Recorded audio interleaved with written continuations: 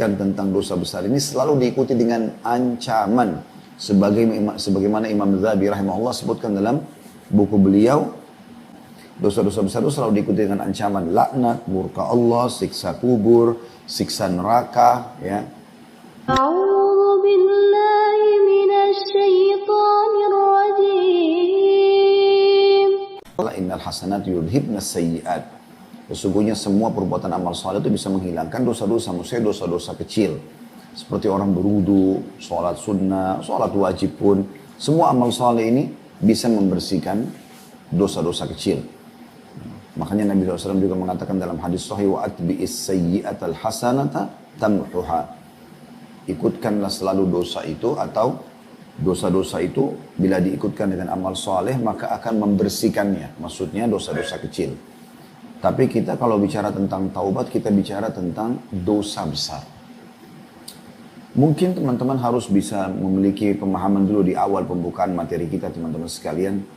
Kalau saya buat dosa, apa sih efeknya? Masalahnya apa gitu? Dosa itu teman-teman sekalian, terutama dosa besar ya, dipastikan. Yang pertama, akan menghilangkan segala jenis kekhusyuan, kenikmatan dalam beribadah. Itu yang paling pertama. Yang pertama, Allah Azza wa Jalla angkat dari seseorang yang berbuat kemaksiatan dan membuka tanpa taubat, maka akan diangkat kenikmatan itu. Kata Abdullah bin Umar radhiyallahu anhu, aku pernah melakukan sebuah dosa. Kemudian dosa itu sudah cukup mengharamkan aku untuk sholat berjamaah di masjid selama sebulan. Subuh. Kehilangan sholat subuh berjamaah. Tidak bisa bangun. Mungkin biasa dia sholat tahajud, hilang tahajudnya. Mungkin dia biasa baca Quran, jadi malas. Zikir, jadi malas. Hilang itu.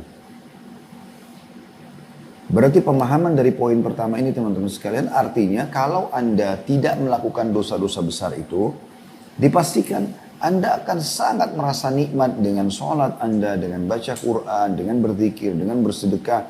Anda benar-benar menikmatinya. Bahkan rasanya tidak ingin berhenti pada saat berdoa. Masih banyak hajat yang mau disampaikan. Ada sebagian orang saya temukan di masjid, antara azan iqamah, begitu selesai sholat sunnah qobliyah, dia betul-betul angkat tangan, dia berdoa sama Allah. Tidak mau berbicara sama orang sebelah, tidak sibuk dengan handphone, dia terus berdoa. Sampai sudah iqamah pun rasanya dia masih belum mau turunkan tangannya. Karena dia begitu menikmatinya. Di sholat malam, bukan hanya sekitar membaca surah-surah pendek di juz 30. Tapi mereka sibuk mencari surah atau menyusun dari awal surah, dari Al-Baqarah. Misalnya semalam membaca 10 ayat, 50 ayat, 100 ayat. Bahkan pada puncaknya ada di antara mereka seperti Utsman bin Affan radhiyallahu anhu, dalam dinukil tentang beliau mengkhatam 30 juz dalam semalam. Itu bagaimana bisa terjadi? Kuasa Allah Subhanahu wa taala. Allah memberikan kepada hamba-hambanya yang menjauhi dosa-dosa besar itu dengan kenikmatan ibadah. Artinya kalau dia mengerjakan dosa besar, maka yang pertama hilang adalah poin ini. Atau minimal berkurang. Juga perlu saya tambahkan, perbedaan antara dosa besar sama dosa kecil. Kalau dosa besar ini, dalam dalil-dalil yang menyebutkan tentang dosa besar ini selalu diikuti dengan ancaman.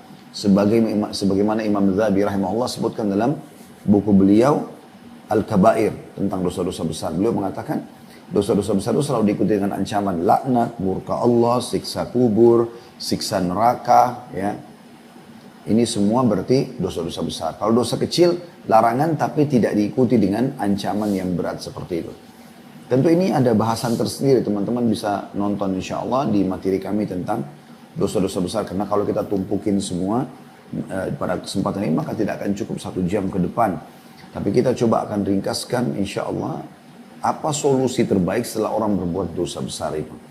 Kemudian teman-teman sekalian, yang hilang yang kedua atau efek daripada maksiat yang Anda lakukan ya, adalah hukuman Allah Subhanahu wa taala. Datangnya hukuman Allah Subhanahu wa taala.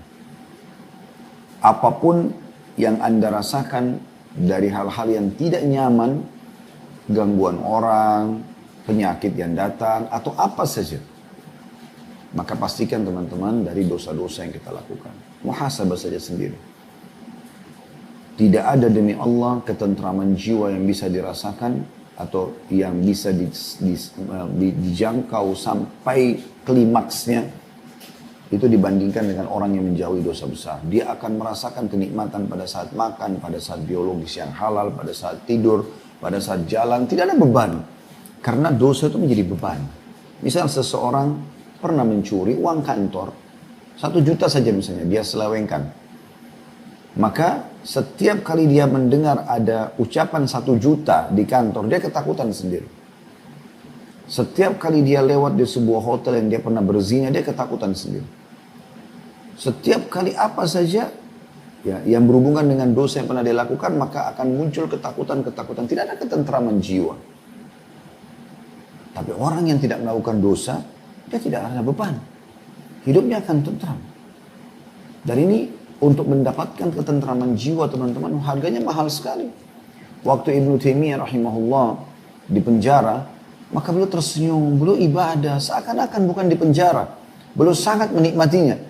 Lalu beliau mengatakan, andai saja orang-orang zalim ini yang telah memenjarakan beliau, mengetahui bagaimana ketentraman hati kami dengan keimanan ini, maka mereka akan cemburu dan mereka akan membelah dada-dada kami untuk mencurinya. Mungkin orang-orang zalim itu dulu di atas meja makan yang besar, mereka menikmati terbukanya aurat, perzinahan, minuman keras, segala macam. Tapi teman-teman tidak ada ketentraman jiwa. Dia hanya menikmati sesaat, setelahnya akan datang permasalahan-permasalahan. Sumpah, sedih, mimpi buruk, gangguan-gangguan orang. Tidak ada teman-teman. Orang yang sibuk dengan diskotiknya, dengan khamernya, dengan perzinahan, lalu kemudian dia tidak mengalami masa-masa ini. Kalau Anda pernah lalui ini, Anda pasti akan merasakan. Dan tidak ada orang, subhanallah, kalaupun Anda pernah alami ini, Anda akan merasakan apa yang saya katakan. Pada saat Anda taubat nasuha, kemudian Anda mengikuti proses itu, sudah 1 bulan, 2 bulan, 1 tahun, Anda tetap coba istiqamah, Anda akan rasakan kenikmatan jiwa yang luar biasa.